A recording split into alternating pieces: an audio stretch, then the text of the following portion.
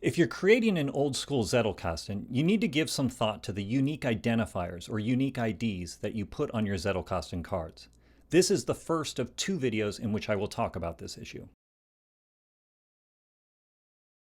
In this video, I will talk about why it makes sense to put unique IDs on your Zettelkasten cards and then present 5 different forms such IDs might take.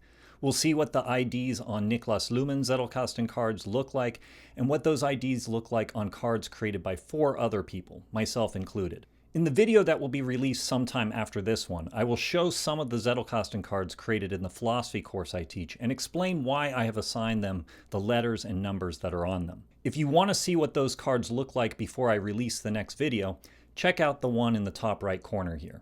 Before we get started looking at the various options, I want to point out that in this video, I'm going to be referring to a number of web pages and online videos. Rather than put the links to those underneath this video, I've put them on a page on my website and provided the link to that page underneath the video.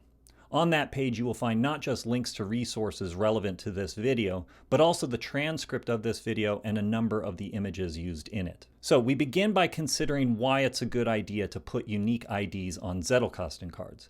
As I've already indicated, those unique IDs typically consist of numbers and letters.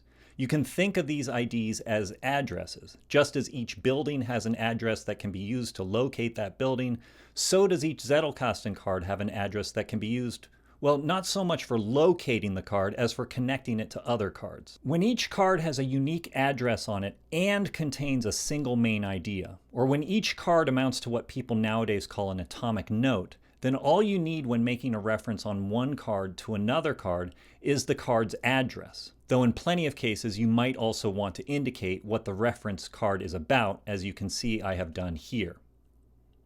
If you instead have multiple ideas on a single card, then you would have to not only use an address to refer to it, but you'd also have to say something like, look at the second sentence on the card. I think a case could also be made that putting addresses on your cards and making sure that each card in your Zettelkasten is focused on a single main idea can be of help when it comes to developing lines of thinking in a step-by-step, incremental manner. I'm referring here to what in German is called Folgezettel, which usually gets translated as sequence of notes. Okay, now that I've given you some sense of why I think it's a good idea to put numbers and letters on your Zettelkasten cards, let's now take a look at 5 different ways of doing so. Since the sociologist Niklas Luhmann appears to be the inventor or father of the Zettelkasten method, it makes sense to look at the numbers and letters he put on his cards.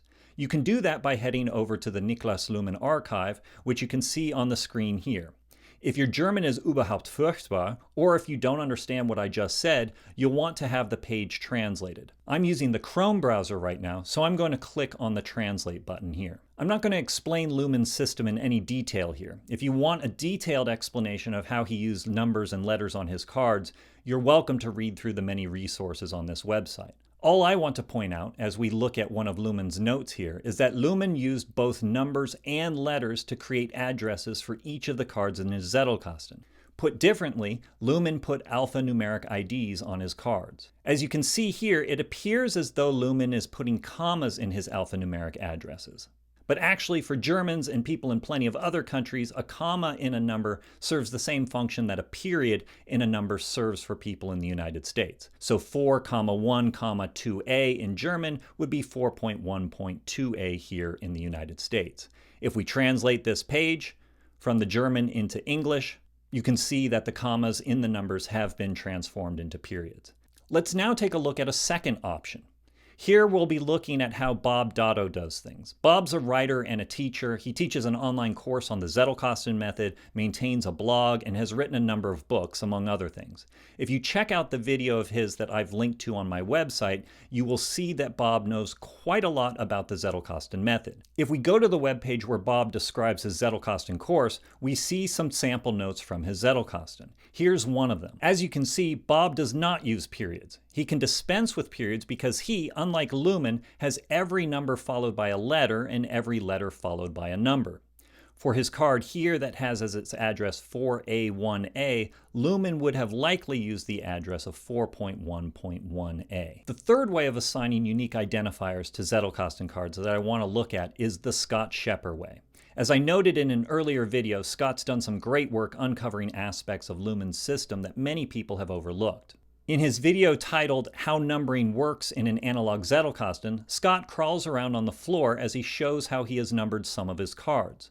One of the points he makes is that for Luhmann, the first number in a card address, even if it was just a single digit, that first number was always a number in the thousands.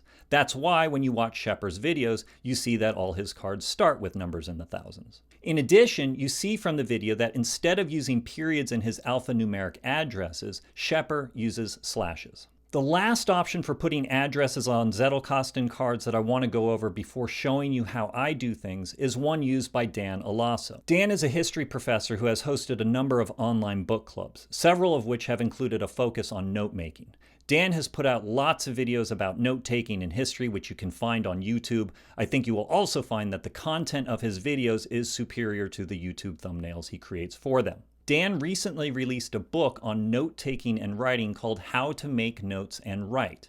You can get his book using one of the links I have put on the webpage linked to beneath this video. Just so you know, you have the options of paying or not paying for the book because Dan has graciously decided to make it available for free. Thank you, Dan. Just so you know, I did pay for my copy. It's in the chapter of his book titled Making Source Notes that Dan explains how he addresses his Zettelkasten cards. We'll take a look at one passage from that chapter. After giving the example of a card that has as its address the number you see at the top of the screen here, Dan writes, "The numbers on the left of the divider are nested categories, like folders. The number to the right belongs to the actual card that corresponds with a single idea."